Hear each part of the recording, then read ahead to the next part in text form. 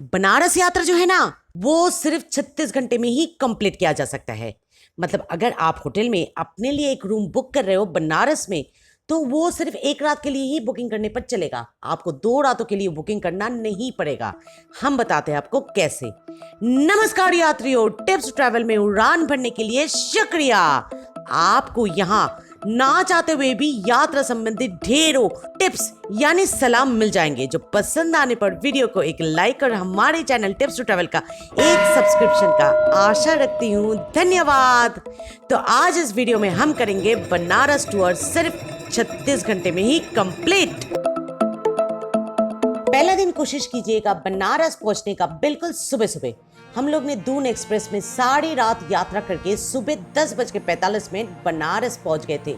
Doon express की सारी details, मतलब उसकी इंटीरियर कैसा है, खाना कैसा है, उसके बाथरूम वगैरह कैसा है, क्लीनलीनेस कैसा है, ये सारी डिटेल्स पिछले वाले इस वीडियो में विस्तार से दे दिए थे। यहाँ पर दोबारा उसके बारे में बकबक करके आप लोगों को मैं बोल नहीं करना चाहती हूँ। पर अगर आप लोग ने इस वीडियो को मिस कर दिए तो लिंक तो ऊपर आई बटन में है ही, उसको क्लिक करके देख लीजिए। तो वाराणसी रेलवे स्टेशन पहुंचकर हम लोग ने एक टोटो हायर किया और आधे घंटे का ड्राइव करके चेक इन किया अपने होटल पे, जो कि दशाश्वमेध रोड के करीब ही था। फ्रेश होकर हम निकल पड़े सामने ही किसी रेस्टोरेंट पे भोजन करने के लिए। अब दशाश्वमेध रोड पे बहुत सारे अनगिनत भोजनालय है। हम लोग ने उनमें से अन्नपूर्णा भोजनालय चुना अपना दोपहर का भोजन करने के लिए, और वहां पर हमें वेज मील ठीक ठाक ही लगा। फिर वहां से टहलते हुए हम पहुंचे दशाश्वमेध घाट पे। अब दशाश्वमेध घाट पे अगर आप गंगा आरती देखने का मन बना लिए तो कोशिश कीजिएगा घाट पे 4:30 बजे या 5 बजे के भीतर पहुंचने का, ताकि आप एकदम करीब से ध्यान से भक्ति और श्रद्धा के साथ ये गंगा आरती देख पाओ। पर हम लोगों का आज का मनोकामना ये था कि हम गंगा आरती घाट से नहीं, नाव पर बैठ के देखेंगे।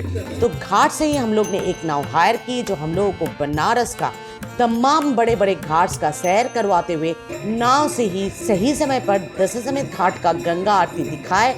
और फिर आरती खत्म होने के बाद हम लोग टहलने लगे दशाश्वमेध रोड पे ही।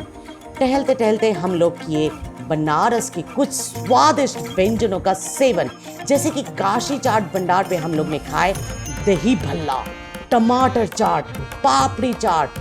पर वो पनीर चाट हम लोग खा नहीं पाए क्योंकि वो तब तक खत्म हो चुका था, इतनी डिमांड है उसकी। फिर हम लोग ने किए रबड़ी, भैंस का केसर वाला दूध और मलाई से अपना रात का भोजन खत्म।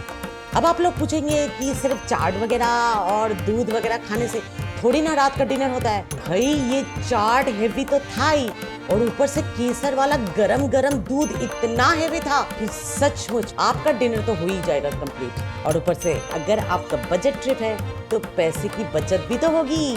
उसके बाद होटल में वापस आकर हमारी फर्स्ट नाइट इन बनारस को किए शुभ रात्रि। अगले दिन सुबह 3:45 बजे उठकर नहा धोकर हम लोग निकल पड़े अस्सी घाट में गंगा आरती देखने के लिए। गंगा आरती जैसे ही खत्म हुआ अस्सी घाट पे सूरज निकल आया और हम लोग रवाना हो लिए काशी विश्वनाथ जी के मंदिर में पूजा देने के लिए। उसके बाद हम लोग ने किए सुबह का नाश्ता कचौड़ी, मलायो और लस्सी से। व्रत तोड़ कर याद आया कि बनारस का फेमस मणिकर्णिका घाट भी तो है हमारी बकेट लिस्ट में। ये एक बहुत ही पावन शमशान घाट है, जहाँ कहा जाता है कि आग कभी भी बुझती नहीं है, हर पल जलती रहती है। पर सच बोलो तो हमें वहाँ पहुंचकर थोड़ा मेलंकली, थोड़ा घुटन सा, एक दर्द भरी घुटन सा महसूस होने लगी थी। तो हम वहाँ पर ज़्यादा देर नहीं रुके, और ऐसे भी हमें वहाँ से संकट मोचन हनुमान मंदिर भी तो जाना था दर्शन के लिए। पर उसके पहले हम लोग ने निपटाया दोपहर का भोजन, जो कि फिर से था वेज मील सिर्फ 100 रुपए का। शाम को हमने इन्वेस्ट किया पैसा उड़ाने में, बनारसी साड़ियाँ खरीद कर। आफ्टर ऑल बनारस आए और बनारसी साड़ी ना खरीदे, ऐसा तो हो ही नहीं सकता ना। पर इतने में बनारसी साड़ियाँ खरीदते खरीदते वक्त हो चला था हमारी रेल यात्रा की। तो हमने वापस अपने होटल में आकर चेकआउट का किया फॉर्मेलिटीज पूरा, और ऑटो में बैठकर दिए बनारस को हमारी अंतिम प्रणाम। इसी तरह हम बिताए 36 घंटा वाराणसी में। वीडियो खत्म होने से पहले हम आपको देना चाहेंगे बहुत सारे महत्वपूर्ण टिप्स। क्यों ना हो, आखिर में हमारे चैनल का नाम टिप्स टू ट्रैवल है ना। तो पहले सलाह आप लोगों के लिए ये है कि अगर आपका बजट ट्रिप हो तो इस तरह का ई रिक्शा हायर कीजिएगा बनारस की एक स्थान से दूसरे स्थान पे जाने के लिए।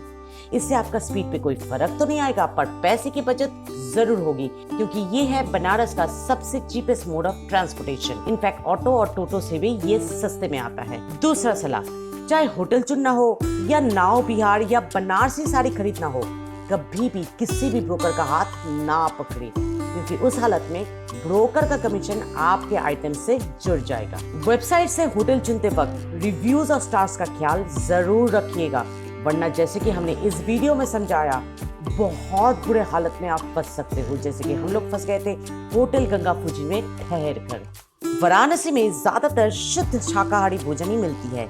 मांस, अंडे, मछली वगैरह मिलता तो है, पर थोड़ा बहुत ढूंढने के बाद, और वो भी कॉस्टली होती है। जबकि वेज मील 100 रुपए या 120 या ज्यादा से ज्यादा 150 में मिल जाती है, और उसमें दाल, चावल, 2 सब्जियां, और अगर आप रोटी चाहो तो रोटी भी हो सकती है, अचार और पापड़ के साथ।